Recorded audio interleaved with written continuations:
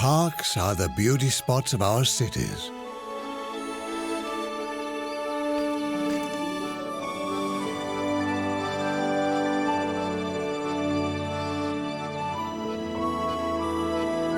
Urban sanctuaries for nature, people, and culture. We explore 5 of the most beautiful city parks in Europe, in all 4 seasons.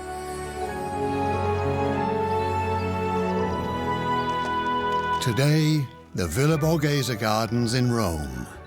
A fashion designer takes us to a photo shoot in the park. We meet the rich and beautiful at the elegant Hotel de Russie and discover the huge art collection of Galleria Borghese.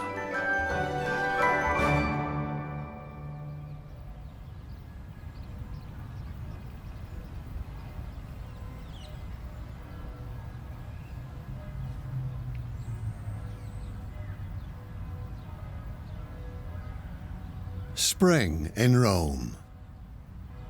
The Eternal City is world famous for its countless churches, cathedrals, and monuments.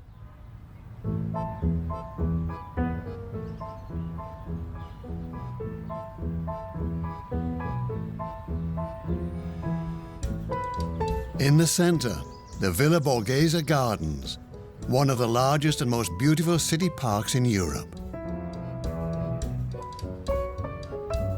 Once the gardens lay outside the city walls. They belonged to the summer residence of Cardinal Scipione Borghese, one of the most influential art collectors of the Italian Baroque. In his villa, Borghese amassed works by Leonardo da Vinci, Titian and Caravaggio. Parts of his collection are still on display.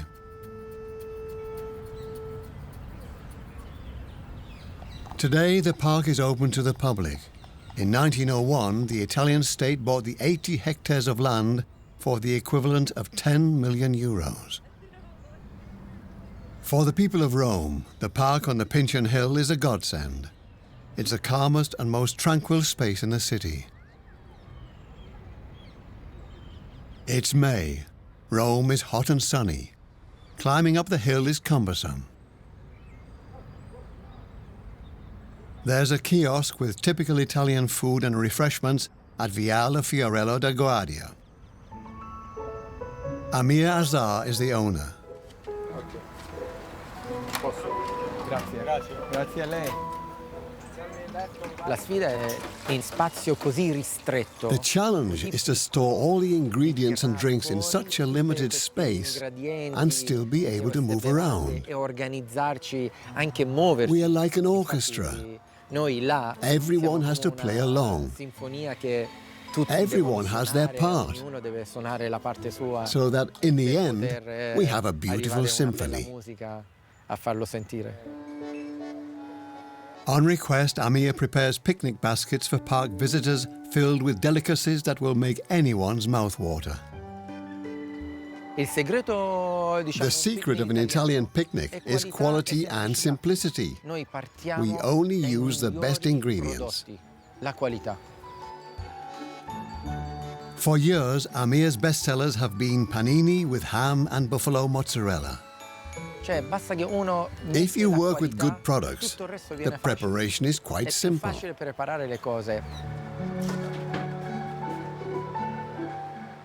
Everything depends on the quality. It pays off. This is how it works.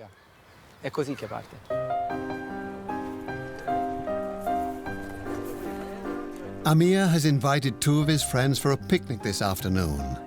In an electric vehicle, we drive down Viale Pietro Canonica into the eastern part of the park.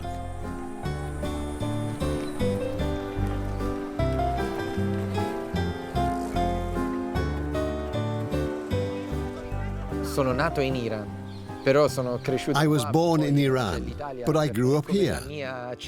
Italy is my home. Rome is my city. I love Italy. I love the Italians. I love Rome. Everything I've learned in my life, I've put into this kiosk.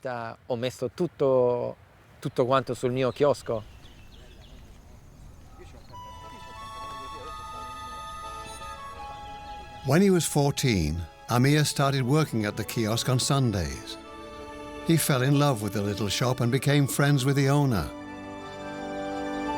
When Amir finally took over the kiosk, his friends thought it was a bad idea.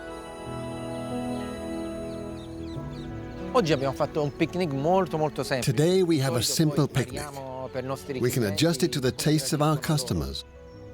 We have a San Daniele ham that was matured for 24 months, and a buffalo mozzarella, which comes from one of the most famous cheese factories in Rome, from Micocci. Very simple. And then we have a beautiful grana padano.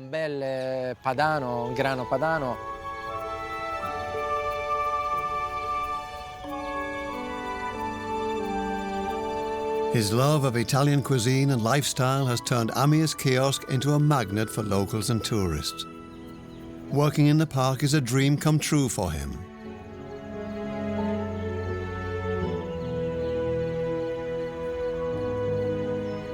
For me, Villa Borghese is a paradise. The chirping of the birds, the flowers, the smell of the plants. All this in the historical center of Rome. But everyone creates their own dreams and their own destiny.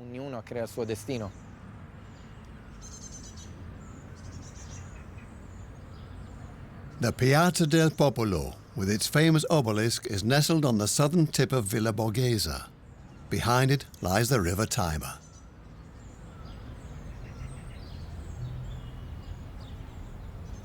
The busy streets below the park are lined with hotels, boutiques and restaurants.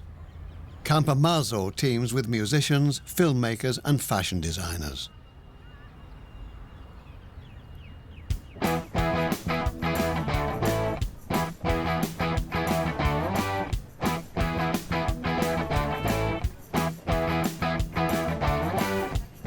On the Via de Greci, fashion designer Rocco Galluccio and his colourful entourage are on their way to a photo shoot at Villa Borghese.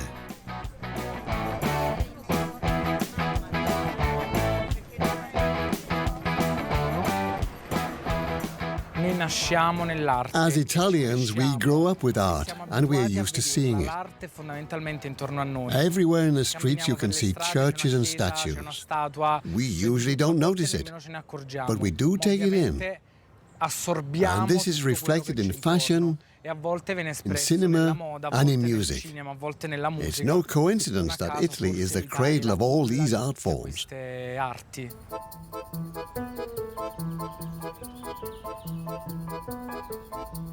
As a scenic backdrop for the photos, the designer has chosen a museum of modern art in the north of the park. The models come from Rome, Rocco comes from Milan.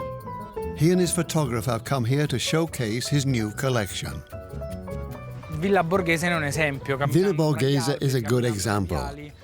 Between the trees and on the avenues, everywhere are statues or monuments. The Romans don't notice this because they see it every day. But tourists go crazy about every inch of Villa Borghese.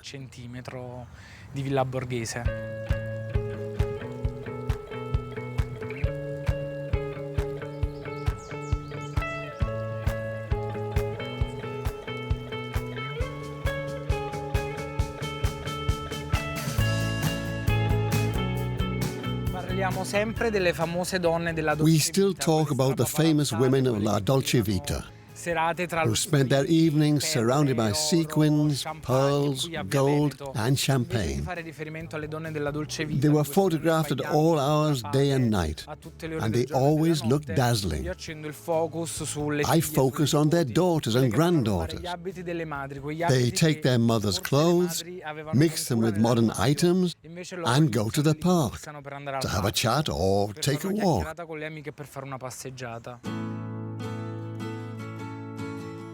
In avanti. No, però così come stai prima, giù, giù, giù, giù, giù, giù. Alto lo sguardo. I like the contrast between the natural environment and these metallic, glittery fabrics with their intense, unnatural colors. Con dei colori molto forti, quasi naturali.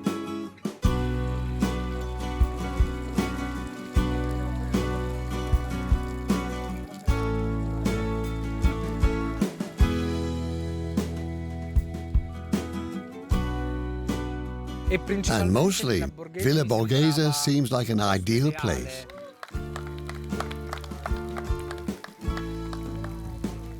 Villa Borghese è dove sono le ragazze. In Villa Borghese, the girls feel at home. They come here to chat, to take a walk. They haven't gone to sit in a bar or show off to the boys. Here, they can be themselves. Dai ragazzi dove venivano per essere loro stesse.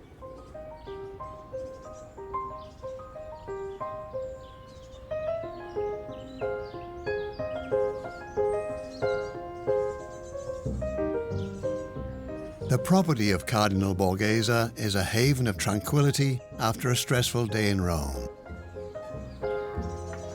The pines and cypresses, laurels and orange trees, the evergreen oaks, palm trees, ancient statues and fountains are all reminders of the bucolic landscape that once surrounded ancient Rome. The lush Mediterranean vegetation adds to this effect. The long, hot summer days are coming to an end. Autumn is approaching.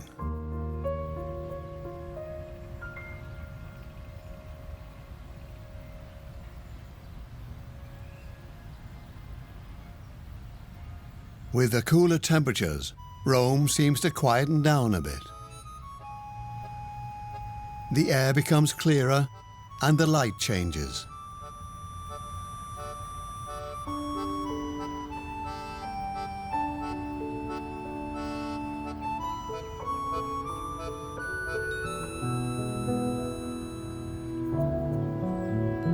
The best view over the city's spires is from the Pincio Hill.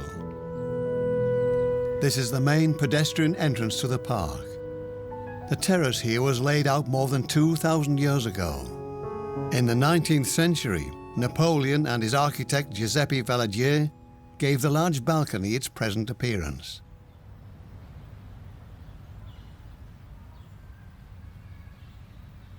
In the streets around Piazza del Popolo, we see young people carrying musical instruments. That's because the Conservatorio Santa Cecilia is located nearby.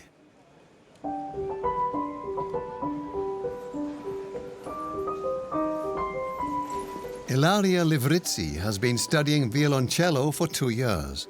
Those who've managed to get into the conservatory have to practice a lot. On a sunny day, Ilaria walks up to Villa Borghese.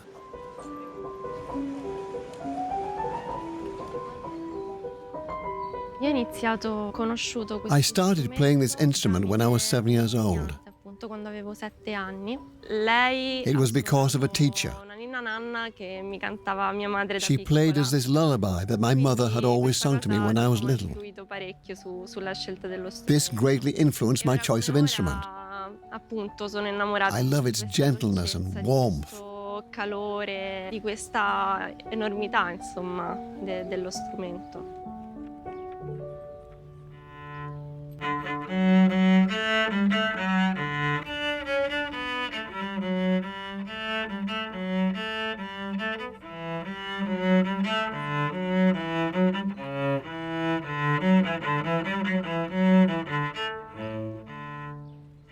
Il ricercare numero 3 di Gabrielli. I like Ricercar number 3 by Gabrielli Ma anche nello stesso tempo per la sua complessità. because the composition is simple but complex at the same time. Non è qualcosa comunque di statico. It's very precise, but in its precision, it's not static but light-hearted and cheerful. Anche un senso di spensieratezza, di allegria.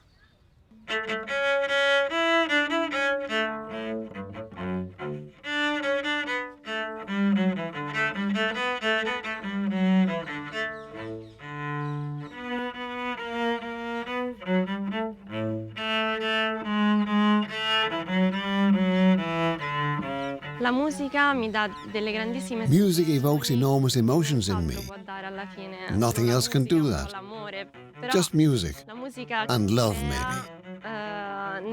But music evokes all sorts of different feelings: joy, sadness, fear, sometimes all at once.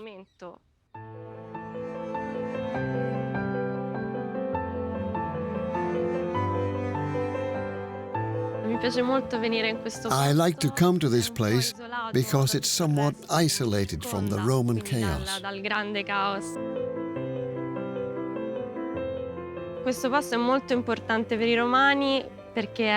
This place is very important for us Romans. It's the green lung of the city, and people can get here quickly. Here you can find tranquility.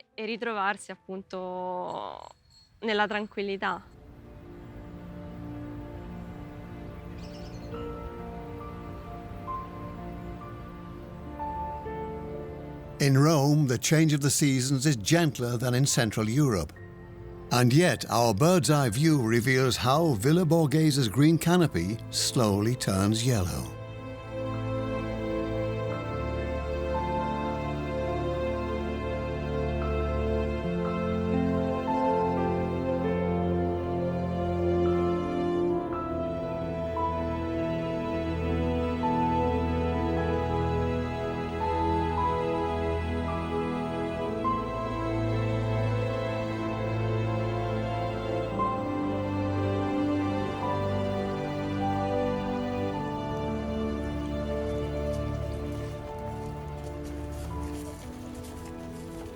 Then come the first grey and rainy days.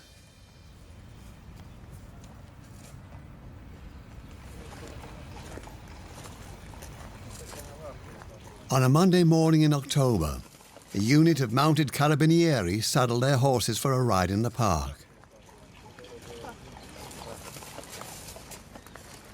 I am Captain Ilaria Campeggio, commander of the 1st Squadron of the 4th Regiment of the Mounted Carabinieri. I am the first woman commander of the Carabinieri.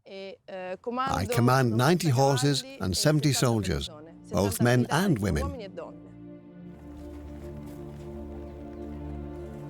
The Carabinieri are Italy's constabulary, and the 4th Regiment is the only remaining mounted unit of the Italian police force. It has a long tradition.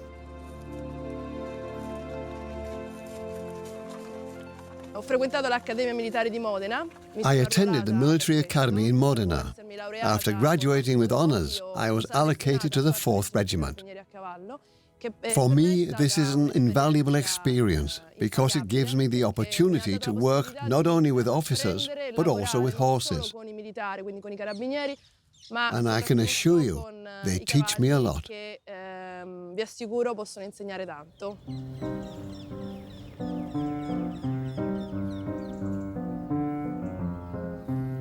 In the Piazza di Siena, Commander Campeggio and her comrades train their horses.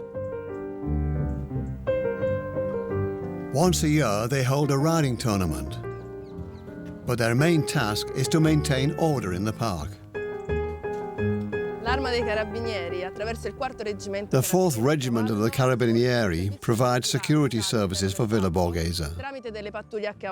We ensure safety in the park by patrolling the paths with our horses.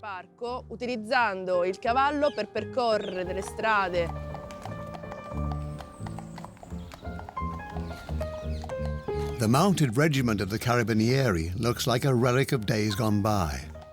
Why does a modern police force need horses? But patrolling the park on horseback makes perfect sense.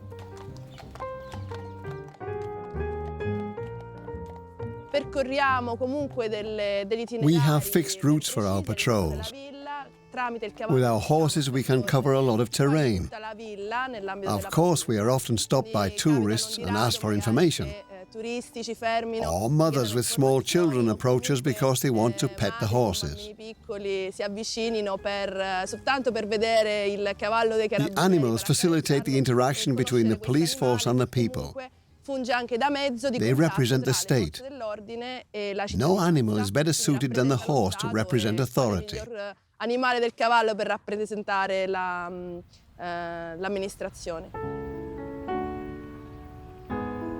Piazza di Siena, in the middle of the park, is a replica of Piazza del Campo in Siena. The Tuscan city was the birthplace of the Borgheses. While the original in Siena has changed over the centuries, the copy in Rome still looks the way it used to do.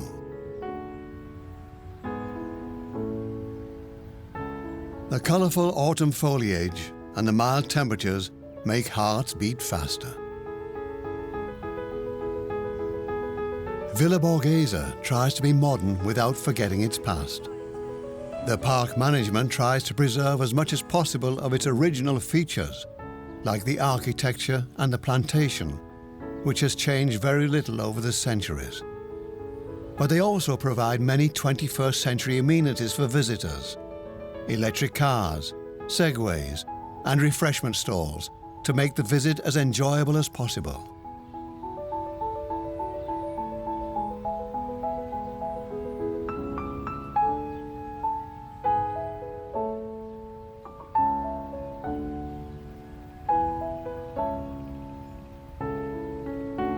The golden autumn is coming to an end.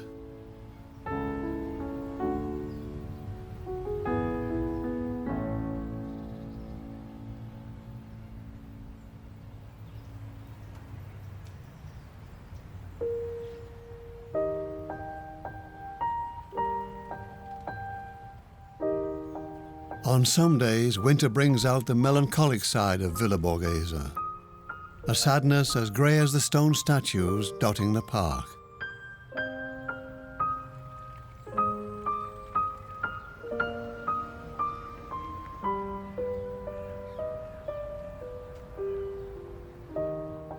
But the bad weather doesn't rain on everybody's parade.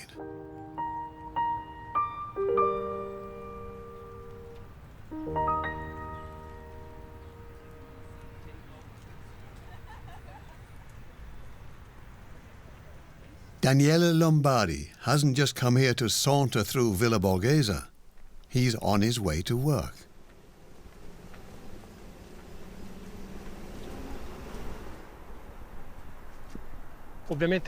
Obviously, when I get up in the morning and go to work, I know what my job is. But I don't know exactly what will happen today. It will definitely be fun and exciting, but each day is different, and this makes my job particularly beautiful and interesting. The Hotel de Russie is one of the finest hotels in Rome. The name of the five-star establishment dates back to the days when many Russians visited the city, and speaking French was considered chic among the European upper classes. The hotel takes pride of place at the Piazza del Popolo, next to Villa Borghese. The clientele is well-heeled and demanding. Doorman Daniele does a job that requires composure of mind and manner.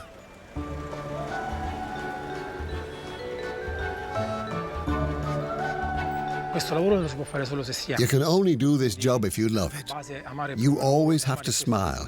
No matter what happens in your private life, you come here and it's like being in a theater.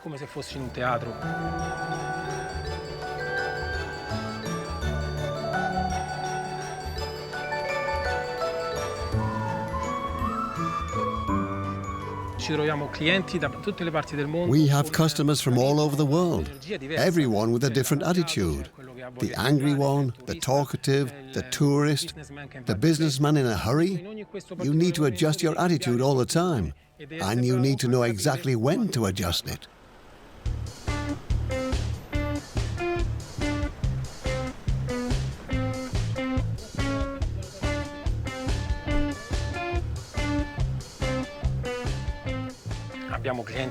Among our guests are artists, singers, actors, and politicians. Then you need to be a bit more attentive, but not too much, because they don't want too much attention. They want to be treated as guests. By treating them like normal customers, you respect their privacy.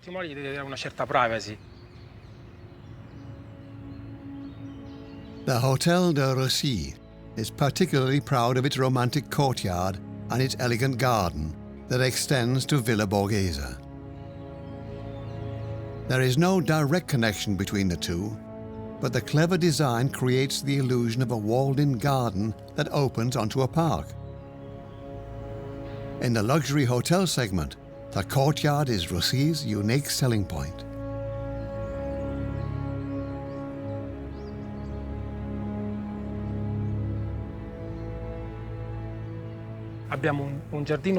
We have a beautiful garden in the middle of Rome.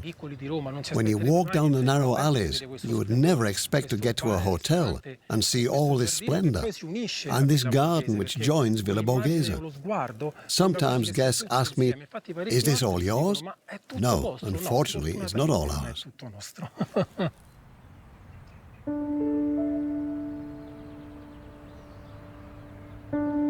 A dreary winter morning in the eternal city.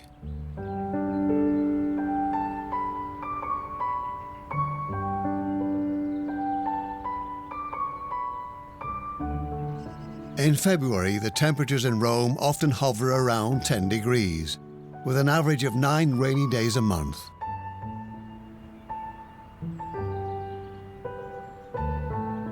The perfect season for taking a look at the art treasures that are housed in the park.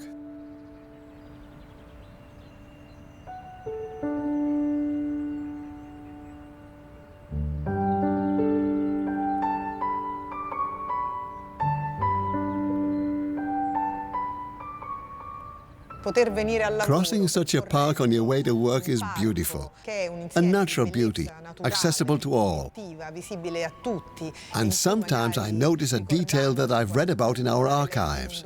That is certainly something special.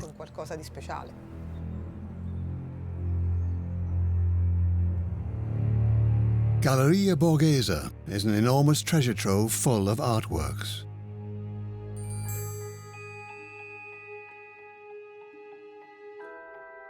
Marina Minozzi is the vice director of Galleria Borghese. The museum is closed on Mondays, and Marina uses a visitor-free day to check up on things.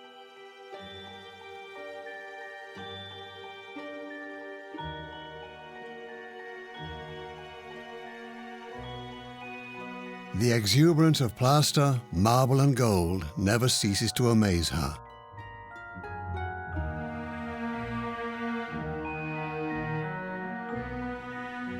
This unique structure was built at the beginning of the 17th century by Cardinal Scipione Borghese, the nephew of Pope Paul V. Here he housed his art collection. His passion as a collector was incredible.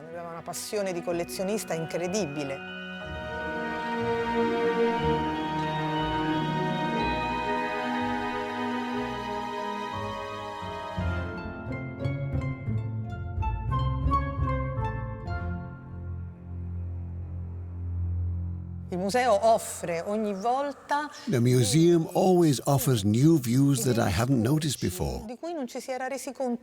This happens a lot to me because the decor is so rich and the arrangement of paintings and sculptures is so intricate.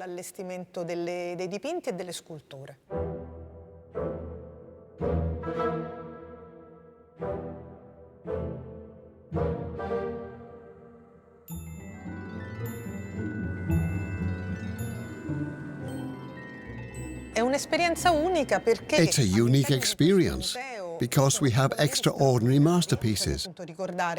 Caravaggio, Bernini, Raphael, Titian. There was an offer on the table for Titian's Amor Sacro e Amor Profano. That was as high as the amount of money the state paid for the entire property, just to show you the unimaginable value of these works.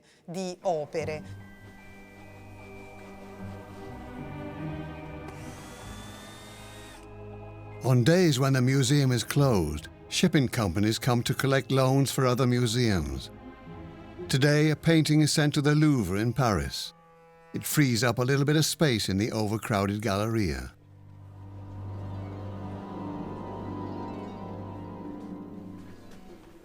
The difficulty is that the rooms we have are not very large, and we have many visitors. It's one of the most visited museums in Rome and the whole of Italy.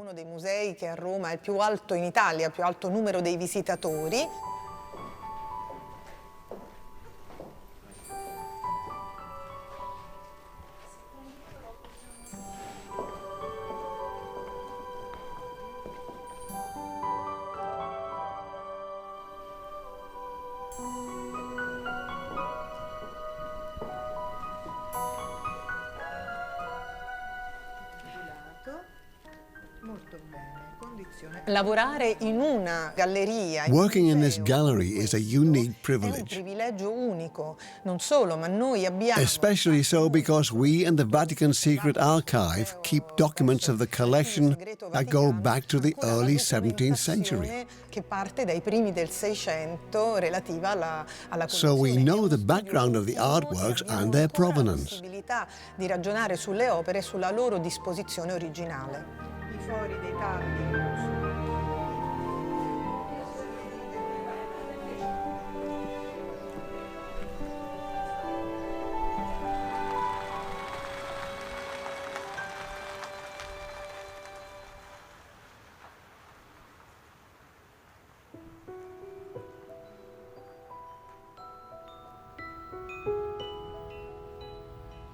Winter in Rome is much shorter than in other parts of Europe. The first trees are already blossoming.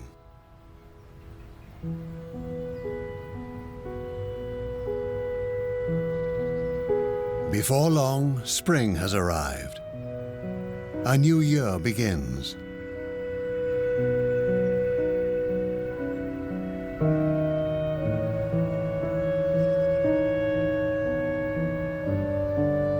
Situated on the small lake in the western part of Villa Borghese is the Temple of Aesculapius. It's home to a group of American freshwater turtles.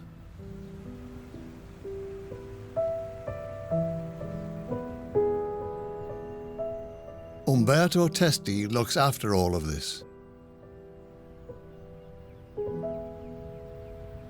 It's not enough to be a gardener in Villa Borghese. You must also be a historian, an architect and an engineer. We live in the present, but plan for the future.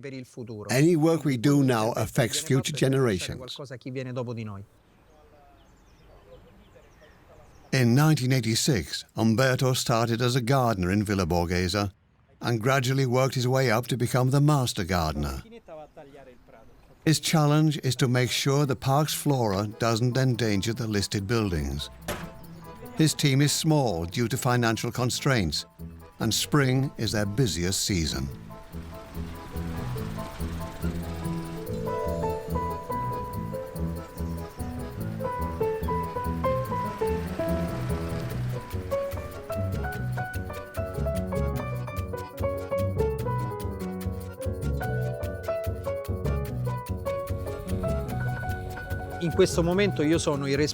Right now, I'm responsible for all the green areas in Villa Borghese. We do all the gardening in the park, cutting, pruning, cleaning.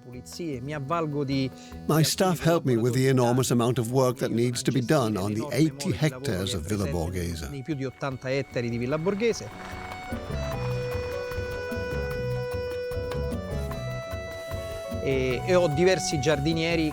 The other gardeners are more friends than colleagues because they are my former classmates. We went to gardening school together more than 40 years ago.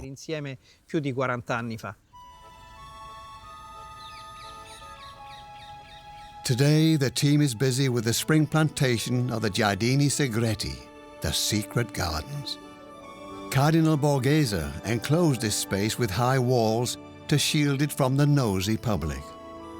The selection of colorful flowers is based on old plans that Umberto and his workers use as templates.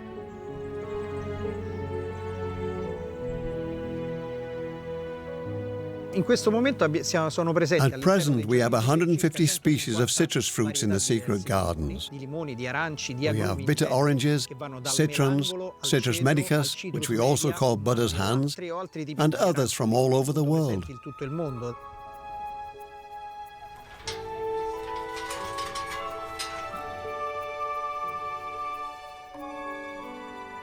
We work outdoors. You need to have a passion for this kind of work. You can't do it if you don't love plants. You need to care for them, maintain them, and love life in general. Umberto knows Villa Borghese like no other. He shows us a hidden spot that hardly anybody knows, the tomb of Prince Felice Borghese's favorite dog. The inscription reads, "To sport, my faithful friend."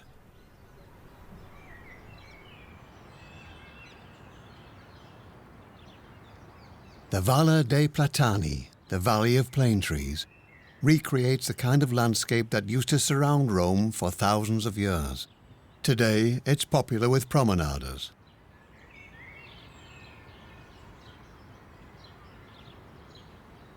These ancient gnarled plane trees are relics of the past, and perhaps the last of their kind in Europe. They no longer grow in height, but in breadth, and are home to a cheerful parrot colony.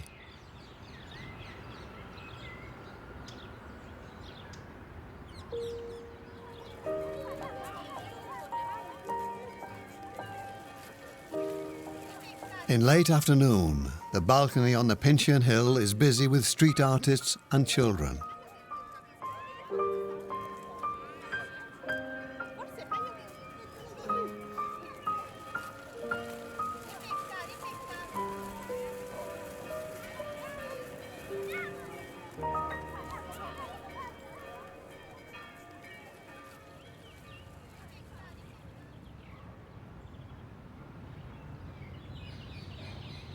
Located at the northern end of the Villa Borghese gardens is the Bioparco, Rome's zoo.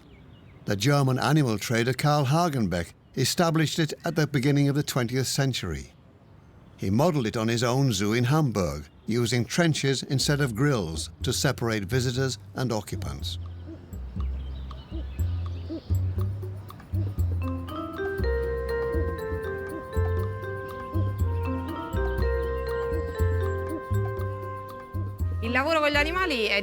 Working with animals is fun because it's so varied.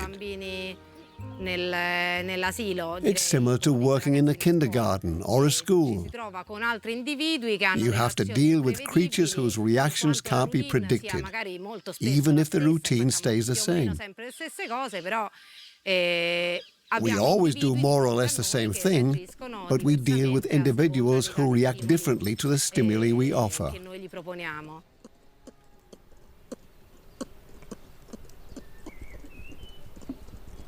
Maria Ravalli is a zookeeper, responsible for the primates. This morning she feeds the lemurs. They are from Madagascar and live in matriarchal societies. The females are the bosses. Captivity doesn't bother them as long as there is someone taking care of them and feeding them. We make sure we feed the lemurs at the bottom of the hierarchy first. In their natural habitat, things are quite different. They lead a dog's life.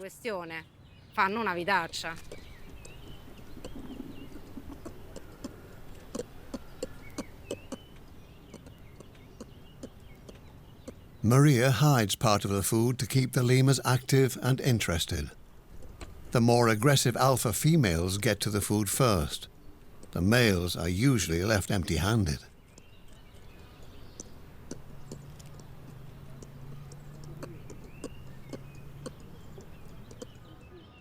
We don't have a hierarchy like the lemurs.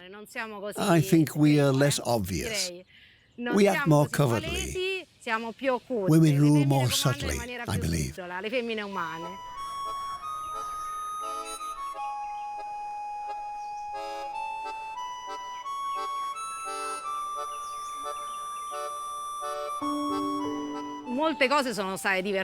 Lots of funny things have happened over the years. Teasing, for example. I remember a chimpanzee many years ago. He was waiting for me in the dark, hiding behind a little crack.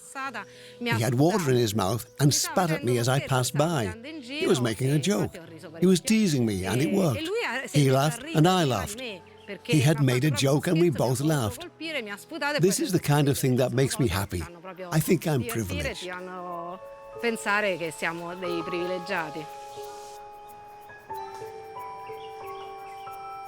Maria spends most of her morning preparing the food for the zoo's inhabitants.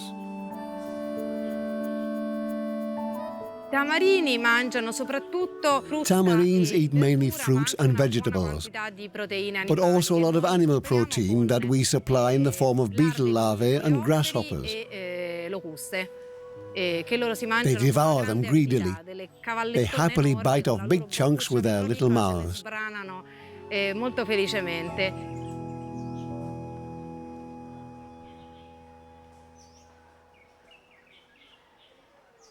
Tamarins live in South America, mostly in the Amazon basin. In their natural environment, the little tree dwellers are threatened because their habitat, the rainforest, is being cut down. Here in the zoo, they can live as long as 25 years.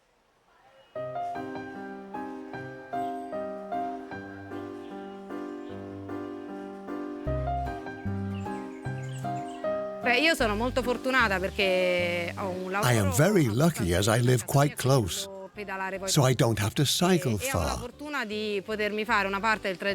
And fortunately, part of this route leads me through Villa Borghese. And then I can breathe fresh air and watch squirrels run from one tree to another. And the birds. Not many people are so lucky. Insomma, è una fortuna che non capita a molti.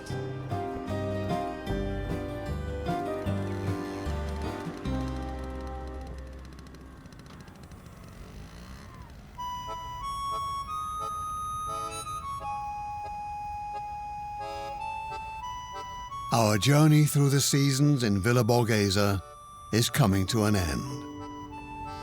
Now in spring, visitors start pouring in. The beauty of the park attracts millions of them every year.